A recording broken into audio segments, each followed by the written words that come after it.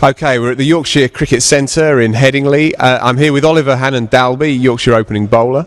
And today we're going to be dealing with the slower ball, mastering it, trusting it, and the various slower balls that are out there available to you. It's obviously used a lot these days. I think it's probably used a tad too much. Right. I think slow balls are most effective when it's a surprise, like any ball. When it's a surprise, that's when it's going to be most effective. I think if you're bowling to death and you bowled 10 slow balls in a row, batter generally knows what's going to be coming, so I try to use it as a surprise more than anything else. It's quite good to see you bowled 4 dot balls in and over in a one-day game.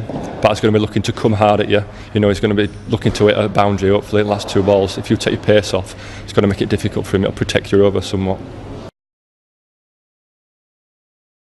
Your regulation slow balls are off cutter, which obviously you send your fingers down one side of the ball, take a lot of pace of it, and it cuts like an off spinner. If we run up with our fingers like a off spinner, batter's going to notice, isn't it? Yeah. So I want us to work on running up, like we said, with that style, pointing towards the slips, elbows tucked in, like Brett Lee, everything's going toward our action. We're going to gather normally, and then as we bring the ball down, I want you to change your grip into what's going to be best for an off cutter, okay? Right. Change your grip at the bottom, and as you come over the top, you hopefully roll your wrist. For me, I find it easier to bowl an off cutter if I've got those 3 fingers on the ball like that. It might be different for you, okay? Right, okay. So what do you think would be best to bowl an off cutter with? If I said to you bowl an off spinner now, for 2 fingers. do it like that, okay? Right, yeah. So you're running up normal, Yeah. and then as you go down, change to 2 fingers, okay? Right, okay. Think you can do that? Yeah.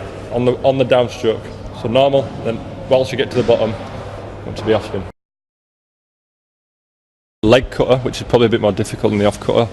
Obviously your fingers go down the opposite side of the ball and cut like a leg spinner almost.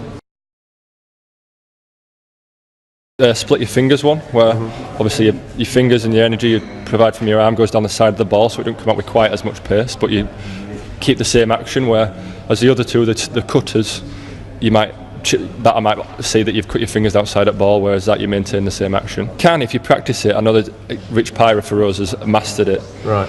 If you run up with the ball in a certain position, and if you get into your gather, you can then split your fingers on the way down, which is obviously going to make it a lot more surprising. There is, like I say, situations where you can gather here, and on the way down, you can have your fingers split, and then, like I say, energy's going to go sign the ball down the side of each ball.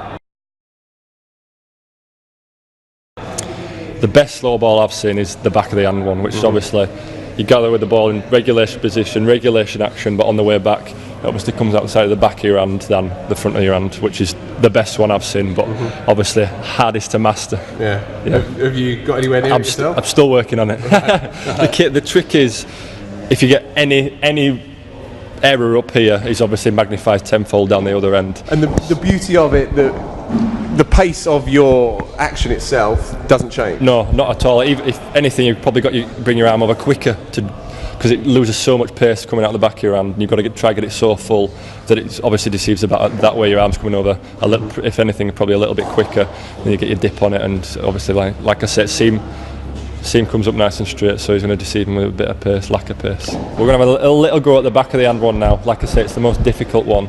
Key being, want your arm still to come straight over the top. If we fall away a little bit, it's come outside, it's going to be more of a leg spinner, or come too far over the top, could go anywhere. So I want you to maintain your action, nice high action, keep your head up, your arm straight over the top, okay, and really finish off and follow through, because otherwise it'll be too slow and flop out and end up rolling up the floor and bounce a few times. So nice straight over the top and follow through really nicely, really finish off your action.